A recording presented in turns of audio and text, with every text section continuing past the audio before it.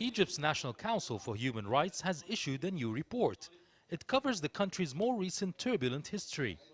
And one of the focuses was the clear-out of the Muslim Brotherhood supporters during sit-in protests following the ouster of President Mohamed Morsi. Both police and protesters are accused of human rights abuses and mass murder. The report has given more details on the killings. The death toll stands at 2,600. 700 of the victims are police, 550 civilians, and 1,250 are Brotherhood members.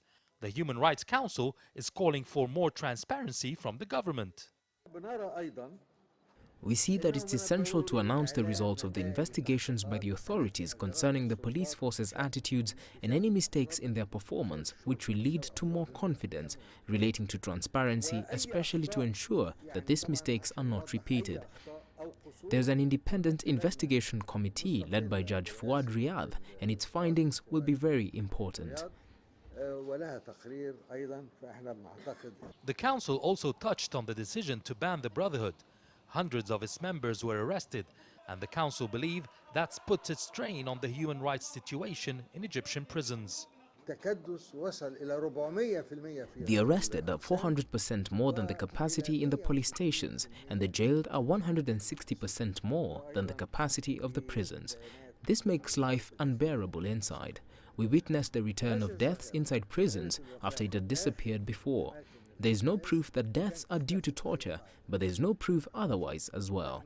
We demand a quick solution to the problem of overpopulation in the cells.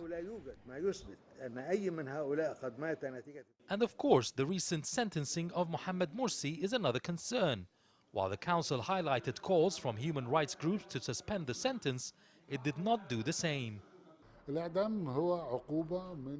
The death penalty is included in the Islamic law, cannot be suspended completely.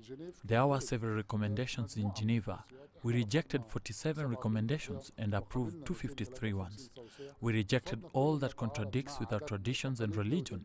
We accepted the rest, but we rejected the death penalty. These recommendations are non-binding. The Egyptian president has repeatedly said that he will not interfere in court rulings.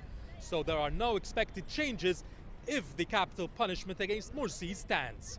Yasser Hakim for CCTV, Cairo.